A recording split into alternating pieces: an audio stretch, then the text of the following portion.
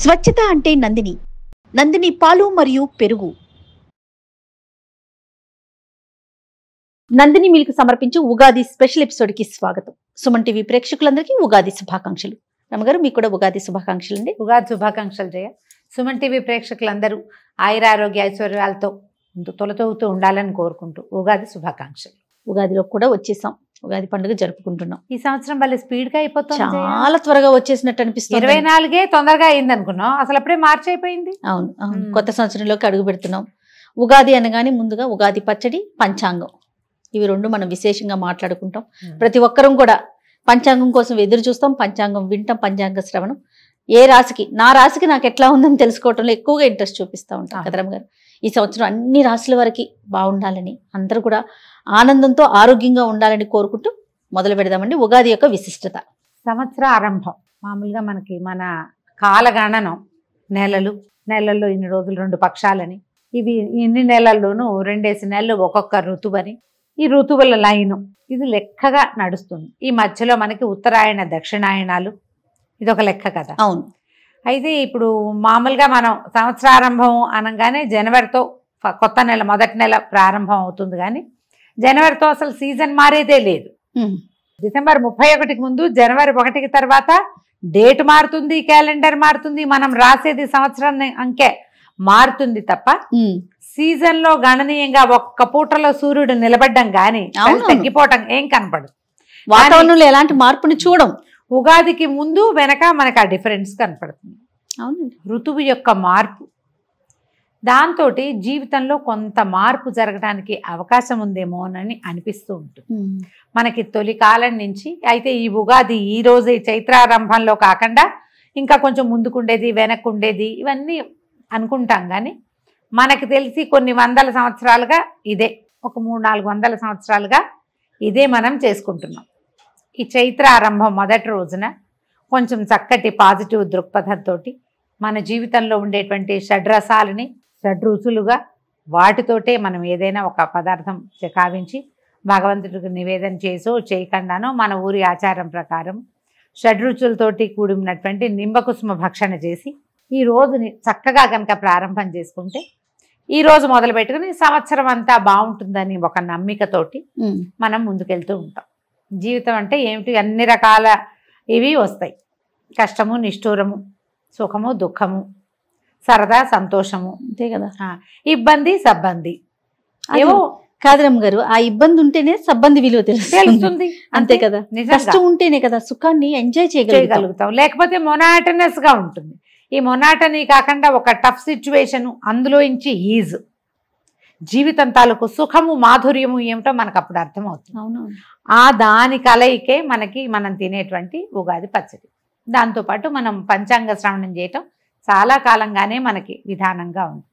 ఈ పంచాంగ శ్రవణం జనరల్గా మనం ఇప్పుడు ఏం చేస్తాం, 12 రాశుల వారికి ఎలా ఉందో తెలుసుకుంటాం. నీ రాశికి ఎలా ఉంది, నీకు రాజపూజ్యం ఎంత, నీకు అవమానం ఎంత, ఆదాయం ఎంత, వ్యయం ఎంత, తర్వాత ఏ నెలలు చాలా బాగున్నాయి, ఏమైనా విదేశీయానం ఉందా, ఈ సంవత్సరం కళ్యాణం ఉందా, వివాహయోగం ఉందా లేదా, విదేశీయానం ఉందా, చదువులో విద్యార్థులు ఎలా ఉంటారు, ఇవి మనం ఇప్పుడు తెలుసుకుంటున్నాం.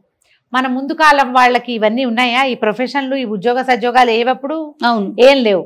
అప్పుడు ఏం చేసేవాళ్ళు, అప్పుడు ఏం తెలుసుకునేవాళ్ళు, వర్షాలు, పంటలు ఎలా ఉండబోతాయి, పంటలు ఎట్లా, చీడపీడలు ఏ రకంగా ఉంటాయి, ఏ కార్తెలు ఏ రకంగా వస్తాయి, కార్తెల్ని బట్టి విత్తనాలు విత్తే పద్ధతి మనం తెలుగు వాళ్ళు అలాగే ఫాలో అవుతారు.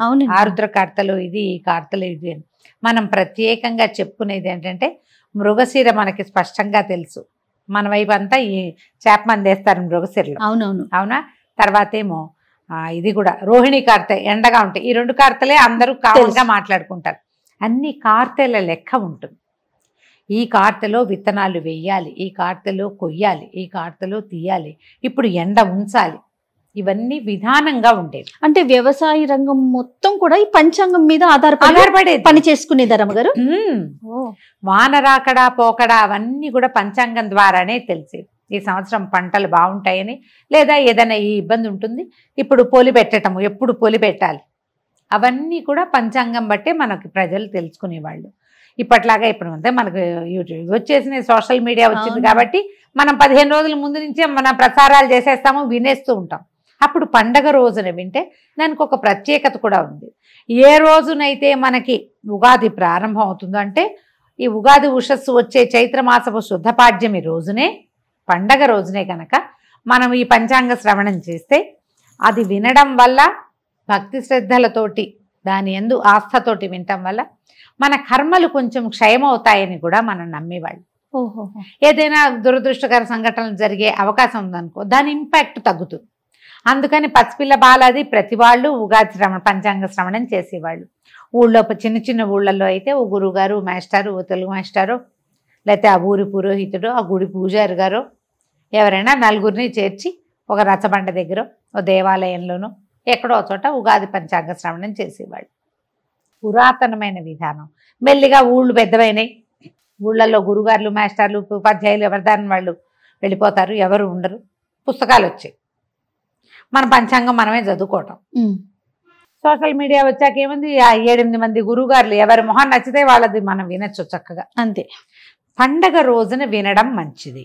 పంచాంగ శ్రవణం ముఖతః వినే అవకాశం ఉంటే మరీ మంచిది. మీకు అవకాశం ఉంటే కనుక అది వింటే ఏంటంటే మన గ్రహాలలో దోషాలు ఇబ్బంది ఉంటే అది పెద్దది అయిపోకుండా చిన్నది కొంత తగ్గుతుంది. మనం ఆ రోజే తెలుసుకుంటాం ఇవి చెయ్యాలి. గురువు బలంగా ఉన్నాడు లేదా గురువు వీక్గా ఉన్నాడు, బుధుడు పలానా చోట ఉన్నాడు, శనిగ్రహం వల్ల ఈ సమస్య వస్తుంది తెలుస్తుందిగా. దానికి ఏదైనా ప్రతిక్రియ చేయాలని ఒక సంకల్పం కూడా కలుగుతుంది. జనరల్గా పండగ రోజున ఏదైనా సంకల్పం చేస్తే ఆ పని జరుగుతూ ఉంటుంది. అందుకని ఉగాది పండగ రోజున కొట్లాటలు గొడవలు పెట్టుకోకండి, పొట్లాడుకోవద్దు, ప్రతిదాన్ని చిలికి గాలివాన చేసుకోవద్దు. సంవత్సరానికి మొదటి రోజు ఈ రోజు బాగుంటే సంవత్సరం అంతా బాగుంటుందనే నమ్మకంతో ఉండండి. బాగుంటుంది అని నేను చెప్పట్లేదు, నమ్మకం మీరు నమ్మాలి అది. అందుకని ఇవాళ ప్రశాంతంగా ఉందాం, ఇవాళ చక్కగా మంచిగా వండుకుని తిందాం, నలుగురు స్నేహితుల్ని కలుద్దాం, నలుగురు చుట్టాలతో పెద్దవాళ్ళతో తాత మా అమ్మ మేనత్త వాళ్ళతోటి ఫోన్లలో అయినా 4 మంచి మాటలు మాట్లాడదాం. అమ్మా నాన్న కొంచెం సేవించుకుందాం, కాస్త ఏదైనా చదువుకుందాం, ఏదైనా కొత్తది నేర్చుకుందాం. ఏదైనా చదువుకోదలుచుకుంటే ఈ రోజున స్టార్ట్ చేసుకోవచ్చు. నేను కూడా యోగ వాసిష్టం మొదలు పెట్టాలనుకుంటున్నా. పుస్తకం తీసి పెట్టాం కానీ ఇంకా స్టార్ట్ చేయలే. ఉగాది నుండి దాంతోపాటు సౌభాగ్య భాస్కరం, ఆ 2 పుస్తకాలు ఉగాది నాడే స్టార్ట్ చేయాలని పుస్తకాలు రెడీగా పెట్టా. ఊరికే అప్పుడప్పుడు పేజీలు తిరగేసినా కానీ సాంగంగా మొదటి నుంచే స్టార్ట్ చేయాలి. ఏ కొత్త పుస్తకమైనా చదువుకోవచ్చు. మీ ఆలోచన ప్రకారం చేయండి. ఏదైనా మ్యూజిక్ ఇన్స్ట్రుమెంట్స్ నేర్చుకోదలుచుకున్న వాళ్ళు, కొత్త కోర్సుల్లో చేరదలుచుకున్న వాళ్ళు వీళ్ళందరూ కూడా ఈ రోజున మొదలు పెట్టుకోవచ్చు. రోజు మంచిది కాబట్టి ఇట్లా స్టార్ట్ చేసుకోవచ్చు. మనం షడ్రుచులు అని చెప్పేటువంటి ఉప్పు పులుపు తీపి కారం చేదు వగరు ఈ 6 రుచులతో కూడినటువంటి ఉగాది పచ్చడిని తీసుకోండి పొద్దున్నే. మీ ఊళ్ళల్లో మీ ఇళ్లలో ఎలాంటి పద్ధతి ప్రకారం ఈ పచ్చడి చేస్తారు ఆ రకంగా తీసుకోండి. పొద్దున్నే లేవగానే అభ్యంగనం చేయండి. సొంతంగా అభ్యంగనం చేస్తే మంచిది. ఇంట్లో ఎవరైనా పెద్దవాళ్ళు నుండి మన నెత్తి మీద నూనె పెట్టి కాస్త మొహాన ఒక కుంకుమ బొట్టు పెట్టి నెత్తి మీద నూనె పెట్టి ఓ హార తెచ్చి స్నానం చేయిస్తే పిల్లలకి పెద్దవాళ్ళకి కూడా, ఇప్పుడు మీ వయసు వాళ్ళకైనా అమ్మలు ఇంట్లో ఉంటే అమ్మలు ఉన్న వాళ్ళు అదృష్టవంతులు కదా, వాళ్ళతో ఏదైనా ఒక 2 అక్షింతలు వేయించుకుని స్నానం చేసి సంవత్సరం అంతా బాగుంటుంది. అదొక పద్ధతి. మీరు కావాలంటే అలాంటి పద్ధతిని అలవాటు చేసుకోవచ్చు. మేము పిల్లలు పుట్టినరోజులు ఖచ్చితంగా చేస్తాం జయ. బొట్టు పెట్టడం, నెత్తికి నూనె పెట్టడం, పండగ రోజు కూడా బొట్టు పెట్టడం, కాస్త నెత్తికి నూనె పెట్టి 4 అక్షింతలు వేస్తే మంచిది, శుభం కదా. పూజ చేసుకోవటము, దేవతార్చన ఏదైనా మన ఇంట్లో అలవాటు ఉంటే ప్రార్థించే పద్ధతి ఏది ఉంటే ఆ ప్రార్థనా విధానాన్ని అవలంబించటము, ఎవరికైనా ఏమైనా చేసి పెట్టడము. ఈ కొన్ని చోట్ల ఏంటంటే అమ్మవారికి నివేదనలు చేసే విధానం కనపడుతుంది. ఈ గోదావరి జిల్లాలు ఆ వైపు, తర్వాత ఏమో శ్రీకాకుళం జిల్లా ఇటు ఇటువైపు ఉత్తరాంధ్ర వైపు కూడా అమ్మవారికి ఉపారాలు ఎత్తటం అంటారు. ఉపారము అంటే ఉపాహారం అన్నమాట. బహుశా ఉపారాలు ఎత్తటం అనే అంటారు. మా అత్తవారింట్లో ఏం చేస్తారంటే అమ్మవారి నివేదనని చేస్తారు ప్రత్యేకంగా. ఇక్కడ కూడా ఉంటాయి అట్లా. కొన్ని ప్రాంతాల్లో ఏంటంటే ఇప్పుడు గంగానమ్మకి అవి పెడతారు చూడు, అమ్మకి పెట్టుకుంటారు. అట్లా పండగ రోజున అమ్మవారికి పెట్టే విధానం కనపడుతుంది. ఇప్పుడు ఏంటంటే మనకి ఇది సీజన్ మారుతుందా, ఈ వేపపూత కాలంలోనూ అప్పుడు స్కిన్ ప్రాబ్లమ్స్ వస్తాయి, అనారోగ్యాలు వచ్చే కాలం ఇది. అవును, వేపపూత అంటారు అట్లమ్మ అలాంటివి వస్తాయి. అందుకని ఈ అమ్మవారికి ఏదైనా బోనం ఎత్తటం అలాంటివి చేస్తారు. మేము ఈ పద్ధతులు మీకు అలాంటివి ఉంటే చేయండి. ఒకవేళ లేదు మేము చేయదలుచుకున్నామంటే చాలా సింపుల్ మెథడ్. మామూలు మనం వంట చేసుకోవడం, పప్పు కూర పులుసు 4 పదార్థాలు వండుకోవటం, తర్వాత పాయసము, పులిహార, గారెలు, బూర్లు, పొంగు బూర్లు, ఇవి 5 రకాలు. ఓ 5 మామూలు అన్న రోజువారీ ఆహారం కాకుండా ఇవన్నమాట. ఇవన్నీ 2 ఆకుల్లో సర్ది, అంటే మనం ఏమన్నా వడ్డించి అమ్మవారికి నివేదన చేస్తాం. ఈ అమ్మకు కూడా మన రోజువారీ దేవతార్చన దగ్గర కాకుండా కొంతమంది అక్కడ చేసుకుంటారు. మా వాళ్ళు ఏం చేస్తారంటే ఒక గోడకి బొట్టు పెడతారు. 3 అదే పసుపు గుండ్రంగా రాసి 3 కుంకుమ గీతలు గీస్తారు, 4 బొట్లు పెడతారు. అది చూసేసరికి మనకు ఒక జేజ్ ఫీలింగ్ వస్తుంది. అక్కడ ఒక దీపారాధన చేసుకోవటము, వంట ఇంట్లో గోడ దగ్గర ఎక్కడైనా చేసుకోవచ్చు. కాస్త అగరబత్తులు, ధూపం వేయటము, తర్వాత ఈ 2 ఆకుల్ని అమ్మవారికి నివేదన చూపించటం. ఒక ఆకుని చాకలికి ఇస్తారు ఊళ్ళల్లో, అదొక అలవాటు ఉంటుంది. ఇళ్లలో బట్టలు ఉతికే అలవాటు ఉన్న వాళ్ళు ఉంటారు కదా, కొన్ని ఊళ్ళల్లో అవకాశం ఉంటే అట్లా ఇవ్వటం. ఎవరికైనా మనకే పని వాళ్ళు ఉన్నారు లేదా వాచ్మెన్ ఉంటారు, ఎవరికైనా ఒక ఆకు మనం వడ్డించిన దాన్ని వాళ్ళనే ఇంట్లో పిలిచి భోజనం పెట్టగలిగారా మహత్తరంగా ఉంటుంది. ఆ ఆకు వడ్డన వాళ్ళకి.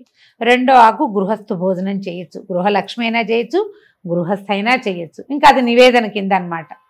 ఇలా చేస్తారు. అలవాటు ఉంటే చేసుకోండి. ఈ ఉపారాలు ఎత్తడం కూడా అమ్మవారికి విశేషంగా చేసి అన్ని గారెలు, బూర్లు అవి చేసి 9 రకాలు కూడా పెడతారట. కొన్ని పద్ధతులు. అది ఏం లేదు, మనమే ఏదో చేసుకుంటాం, బొబ్బట్లు అవి ఇవి స్వీటు హాటు చేసుకుని 2-3 ఫ్రెండ్స్నో చుట్టాలనో పిలుచుకుని భోజనం చేయొచ్చు. మనమే ఉన్నాం, మనమే 4 షడ్రసోపేతమైన భోజనాలు చేసుకోవటం, హాయిగా నవకాయ పిండి వంటలు అవిను భోజనం చేయటం, తుష్టుగా చక్కగా తాంబూల సేవనం చేయటం. ఎవరైనా వీలైతే ఫ్రెండ్స్నో చుట్టాలనో బంధువులనో ఎవరో ఒకళ్ళ బంధు దర్శనం చేయండి, ఈ రోజున మంచిది అని చెప్తారు.